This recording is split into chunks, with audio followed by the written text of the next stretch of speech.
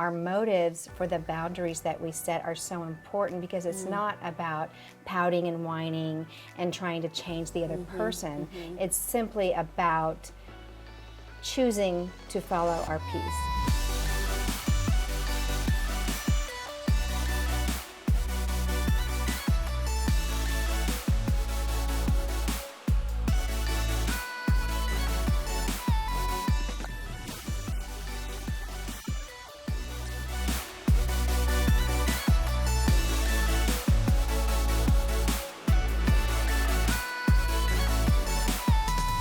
Ladies, welcome. We are so glad that you are joining us today for another iRefresh episode. And I am here with some very good friends of mine today. My name is Staci McKee. I'm here with my good friends Jennifer Welch and Mardelle Thomas. And we are going to be talking with you and just talking to each other about a topic that is very important to us, that has impacted our lives greatly, and that we really strongly believe is very beneficial to us. And what is that topic? That topic is boundaries.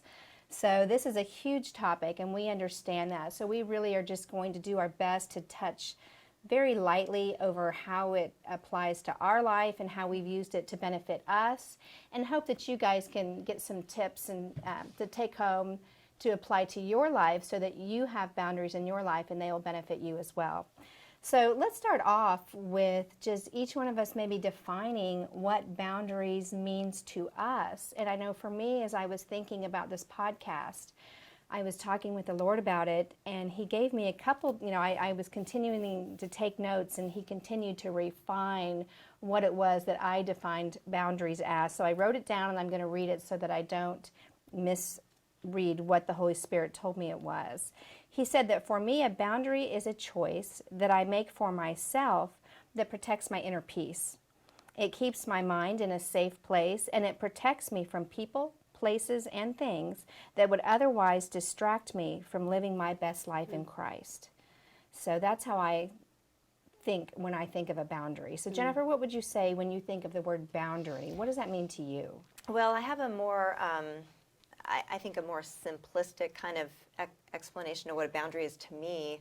A boundary to me is simply where I end and another person begins, or where they end and I begin. It's a separation of what I own, whether it's my feelings, emotions, my healing process, my experiences, and what I don't own, which is another person's emotions, responses, feelings, or choices.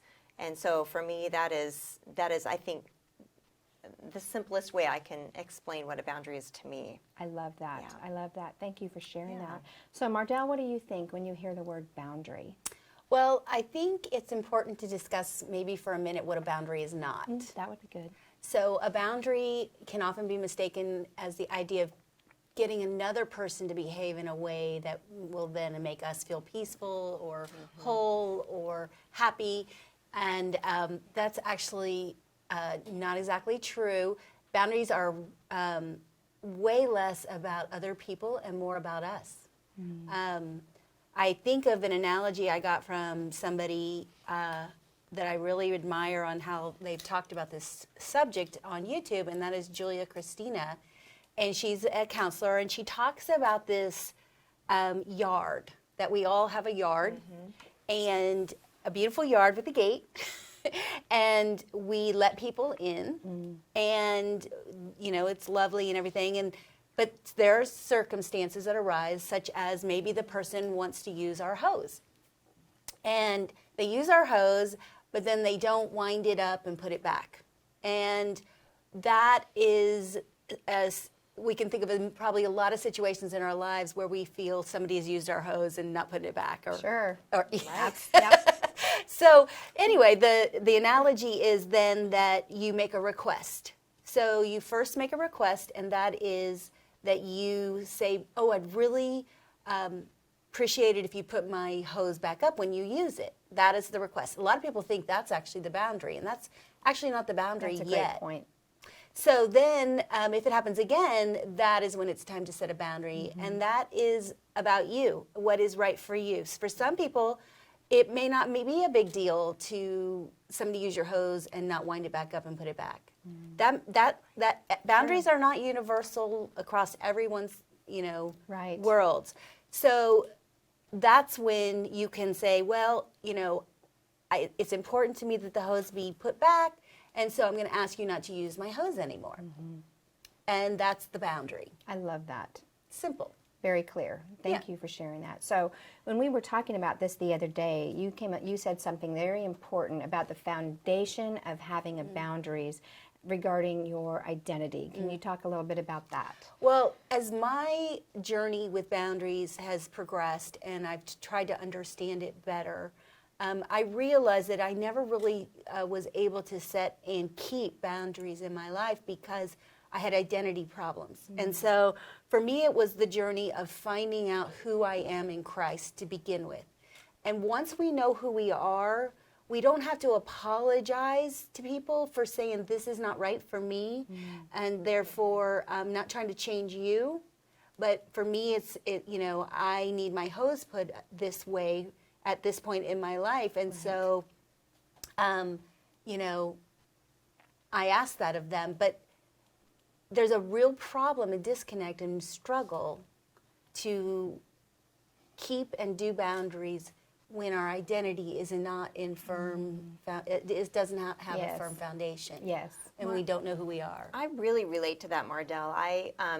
I was raised where that there was a situation in our family that there was an alcoholic father, and there was a lot of muddling of boundaries. So we as a family focused around one person. And so as somebody who didn't really understand who I was in Christ, I was not aware of, boundaries in this way and how to really own that part of myself. So I think that's very imperative. Yeah, absolutely. I would say for my own life as well, I know when I was having a really hard time and I had no boundaries, I had no respect for myself. And so I allowed people to treat me in a way that dishonored me because I did not see myself as valuable.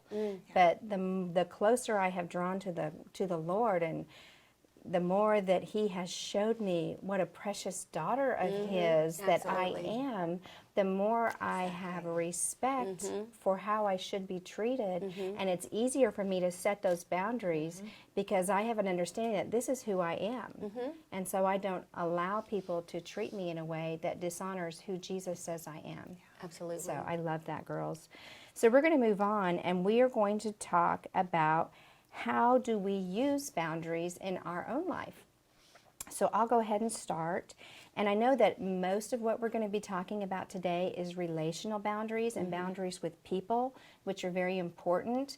So I wanted to really quickly just add a few other areas that I use boundaries in my life that aren't necessarily people related. And I wrote some things down. I wrote credit cards. I used to have a real problem with shopping and overspending, and I would use credit cards. And I got into a lot of trouble, but without even realizing it. And it caused me a lot of anxiety, and it stole my peace. And so when I began to walk with the Lord, and He began to show me how important peace is in my life, He said, Stacy, this is an area that you need to set a firm boundary so that you aren't anxious about money. And so I got rid of all of my credit cards, and the only card I use is my bank card. And I don't ever have to think about it. When I buy something, it's money that I have in the bank. I've already tithed. It's money that I have set aside. And my peace is there. And so I love, that's been a boundary that has helped me so well. I have set a boundary with my cell phone. There was a time in my life when I was using my cell phone. I was on it way too much. And I wasn't always present with my family and people and places that I was at. And it was really disrespectful to them. And so the Lord showed me, and it would cause me anxiety because I could feel the tension, And so the Lord told me, Stacy, you need to set a boundary with your phone. And so I'm not always on my phone. I leave my phone out in the open so that anybody can see what's on my phone in any place or time. So that's been an important boundary in my life, as well as places that I go. There are places that in my past have memories that maybe aren't healthy for me, and so I have set a firm boundary not to go to those places so that once again I keep my peace, I don't get anxious. That's just not a place that I go because that's my past and I'm looking forward to my present. Absolutely. So Jennifer, I'd love to hear about some boundaries that you use in your life. Well, for me, I found myself to be a people pleaser. That was something I think that I got from some of my upbringing. As I started understanding boundaries, the first real discovery was, it was really kind of a revelation, is that I am not responsible for another person's actions. And when I had my family with, my husband and my children, when somebody would act, badly or do something that I would cringe about, sometimes initially I would take on that responsibility. Like it was my responsibility to, control that person or to make sure that that would not happen again. And it was very freeing when I discovered that I was not responsible for another person's actions, that they, take ownership of their own actions.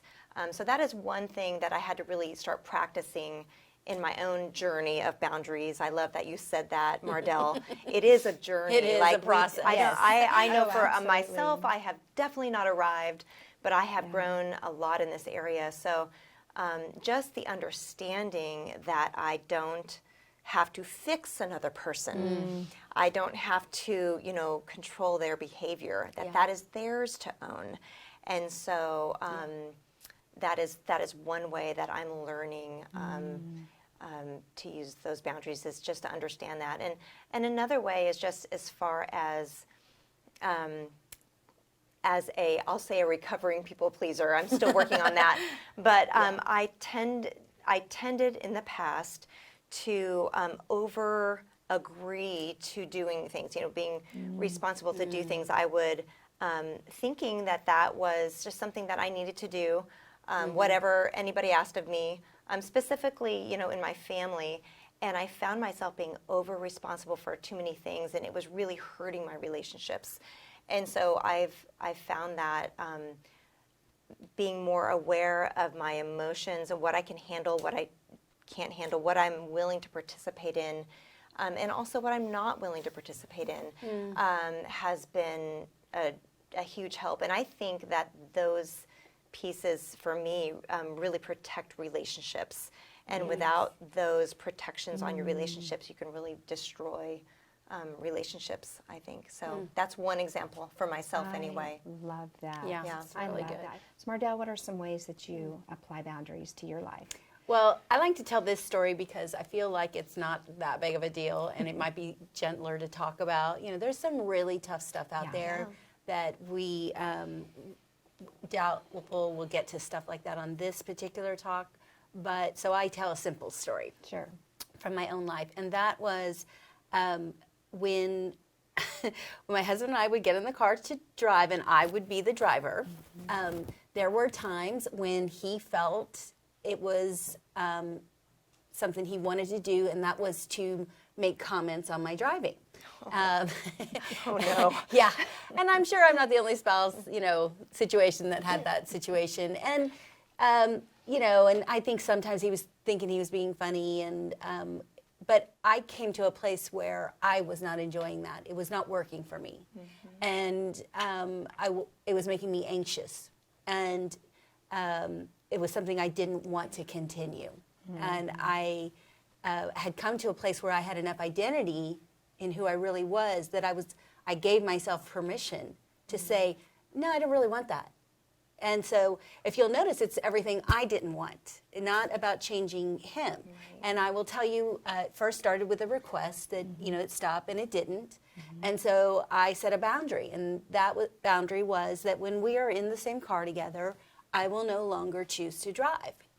And if you can see that for what's so great about that scenario is because I didn't ask him to change.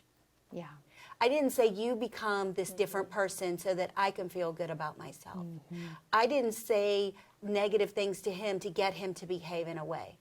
I just said, this isn't working for me, and so I'm going to be the passenger from now on, and you can drive. And that is what happened. It was crazy. I mean, like, I haven't driven much.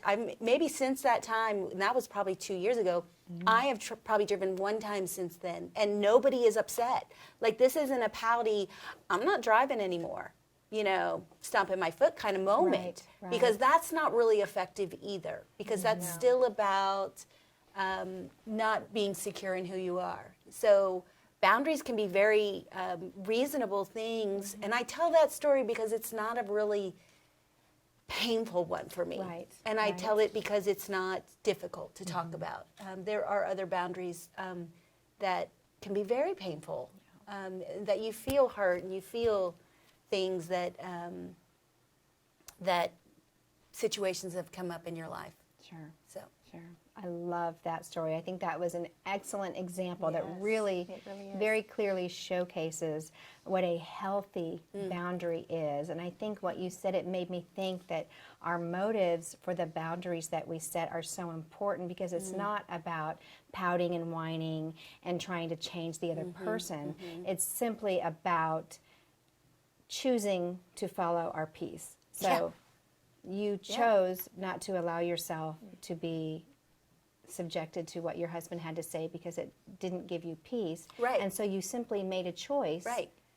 Absolutely. to withdraw yourself from that situation. Right. And so I love that. Right. So thank you for sharing that. All right, ladies. So what would you say if one of our listeners asked the question, how do we decide who to set boundaries with? So I would say, as we've been talking about, there's lots of levels of boundaries, and we can, you can find yourself in a situation where you need to have boundaries with a person that is unsafe. And I would suggest that you not start with that person.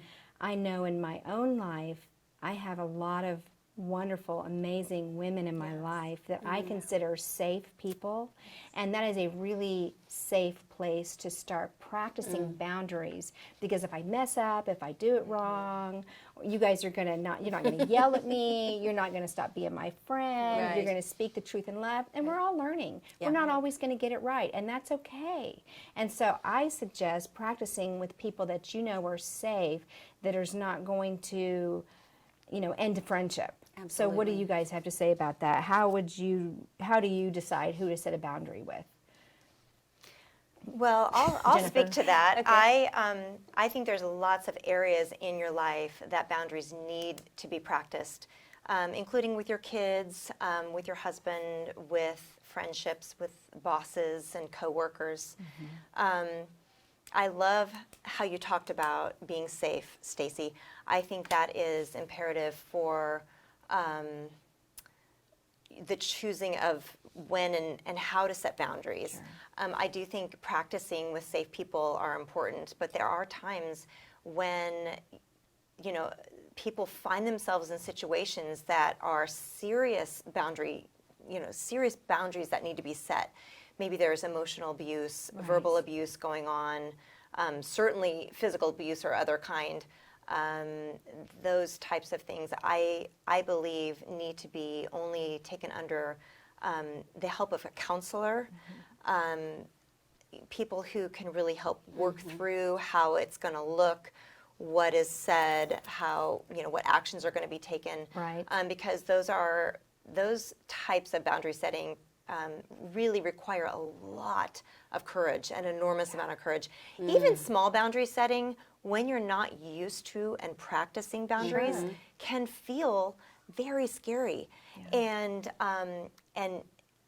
even small steps in boundary setting require courage. So even little baby Great steps.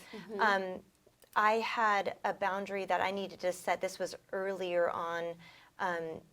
I was, formally married to a person in the medical field, and he would assess my face and say, your face is a little fluffy or round, or he would talk about allergies, or maybe, and at first, not really knowing how to respond to that, I got, really insecure about my face, and is it, puffy, or what's making it fluffy, or whatever those things, and I think other women have experienced this, or even men, where people are commenting on their bodies or, something about their looks. And I got to a place where I had decided to ask him not to bring up my face again. And so it took a little bit of courage, because this is somebody who I deeply cared about. And I wanted him, to be thinking good of me or well of me or thinking I was beautiful or whatever. But I decided to go ahead and kind of make that boundary. And I asked him to never mention my face again. And it was a strong kind of a stance, and it was a stern, way when I said it.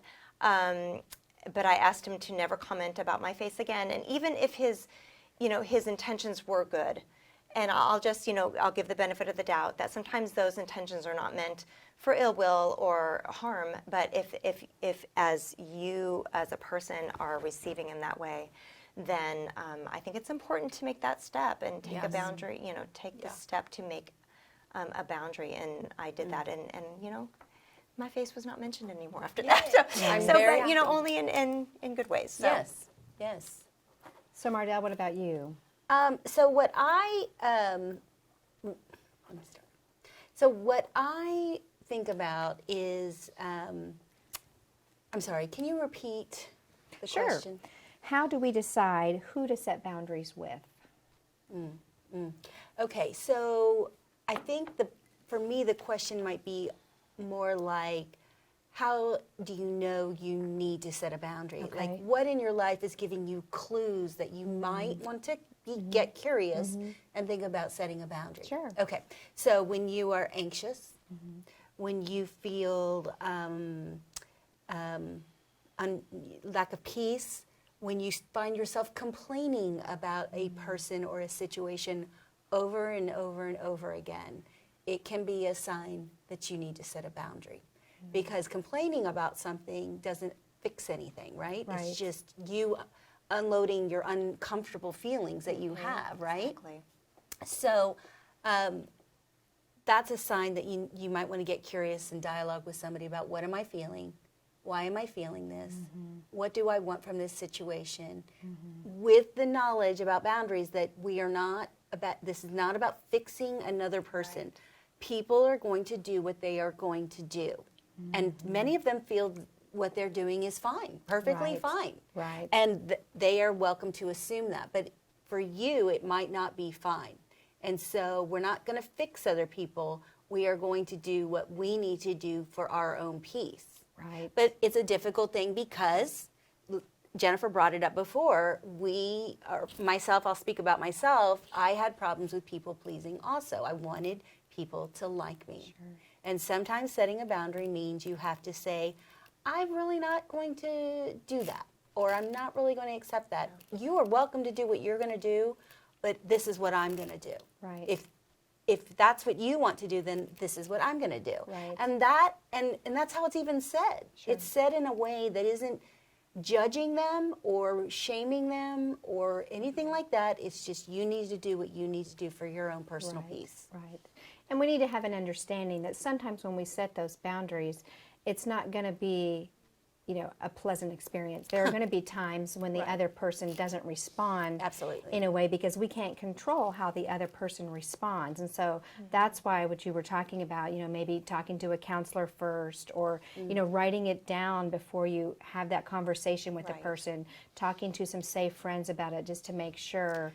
Can I speak to that for a minute? So one of the things I have done with friends is we've role-played the very thing you want to do, the conversation you want to have. Great idea.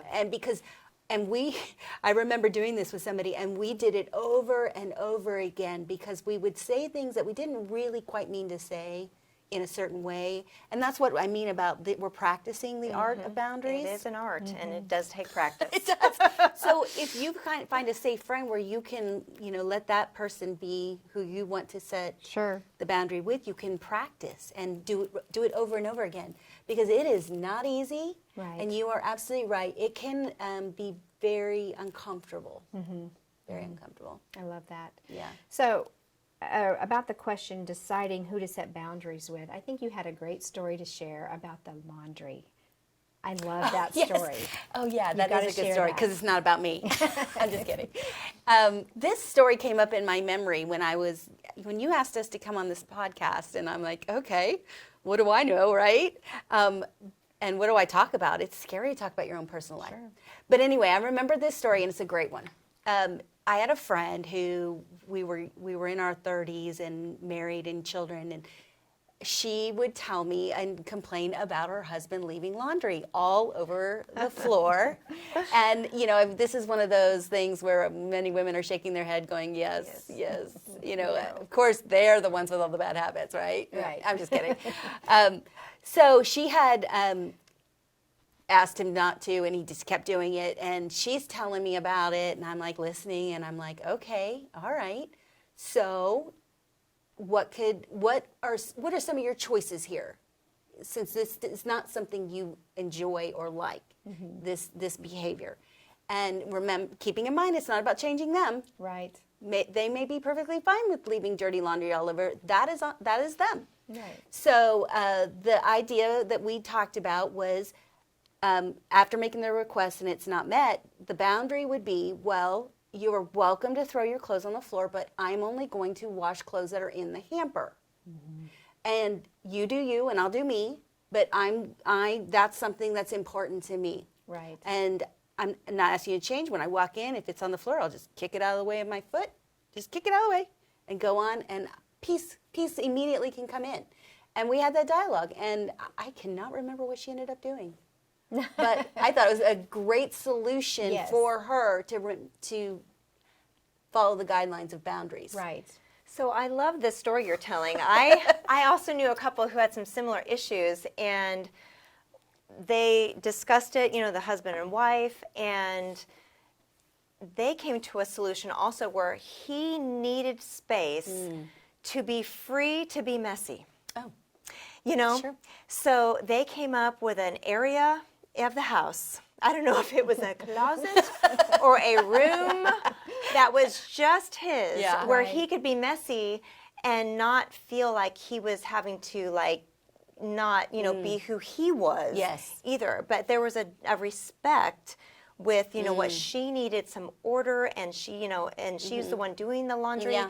And he also needed the freedom to, have a place where he could really just, have things thrown as he, as he pleased. No coaster. Without judgment No in coaster. his home. Right. So there was a mutual kind of understanding, this is what I love about boundaries. Yes. Yes. Is as you practice boundaries with people who are important in your life, and these Yeah. are usually who Yes, you're people practicing you boundaries love. with, people who you love or who you are in a relationship and of some kind.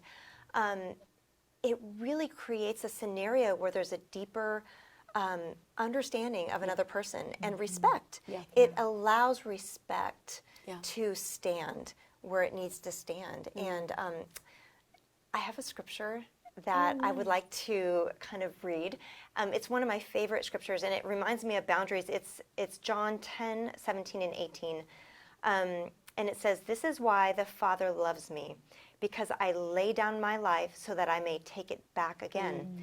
No one takes it from me, but I lay it down of my own free will. I have the authority to lay it down, and I have the authority to take it back again.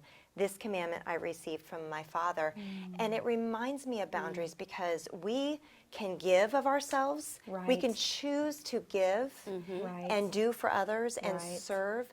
But we can also, without being taken from us, but we can also choose to back up and say, I'm taking I'm stepping back now. Right.